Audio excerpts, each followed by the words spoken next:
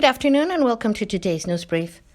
Genaro Ruiz, Secretary of Urban Planning, Infrastructure and Mobility for the state of Bajacaliforniasur, said in an interview with Cabo Noticias that there has been close to 380 people who have returned to their hometowns through the program established by the government of Bajacaliforniasur, working in conjunction with the architects and engineer guilds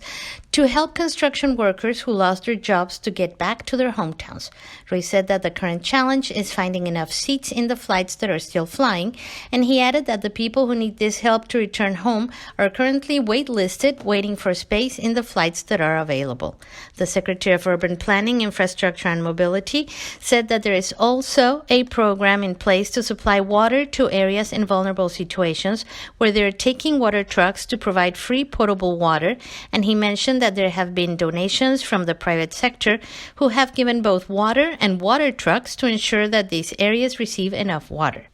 Genaro Ruiz also mentioned that besides continuing to monitor the compliance to the governor's decree to have individuals ride alone in their vehicles, and also said that they're monitoring public transportation through the municipal transport councils to ensure that the buses are sanitized and that they follow the health and hygiene guidelines. The statistics show that mobility in Baja California Sur has been reduced by 50%, and the federal government is asking to reduce the mobility even further. Secretary Ruiz said that the sanitary authorities continue to reinforce the stay-at-home campaign, promoting an even lower mobility rate in the state.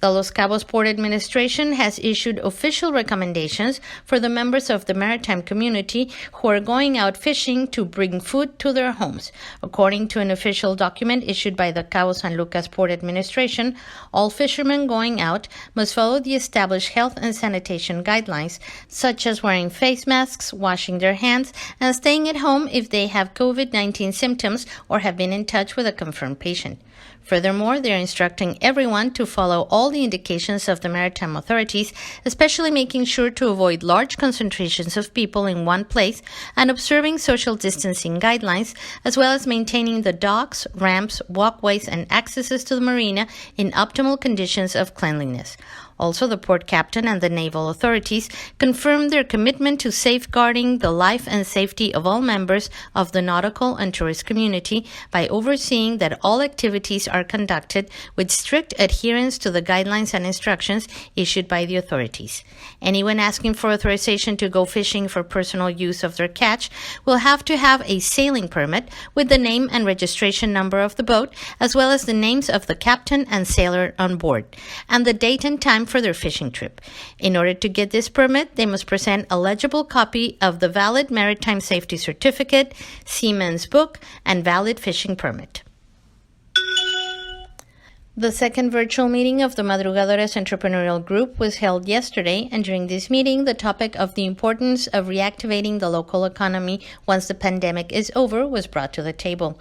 especially since there is no set date for the end of the stay-at-home program. Jesus Corral, local entrepreneur, mentioned that the economic reactivation will be slow and gradual, especially in regions like Los Cabos that depend mostly on segments such as tourism, that is actually an industry that offers services. He pointed that in Los Cabos there are approximately 90,000 families who live off tourism. Corral also said that unfortunately entrepreneurs in Mexico don't have tax incentives, which makes the recovery that much harder. And he mentioned that once this contingency is over, tourists will look for more value for their money. That is to say that they will evolve in the way that they travel and will look for experiences that feel luxurious, and that is not to say that the hotel where they will stay has to be expensive or luxurious, but rather that tourists will enjoy an enriching experience, which is why, he said, service providers will have to offer much more than just beautiful settings and work on presenting true experiences.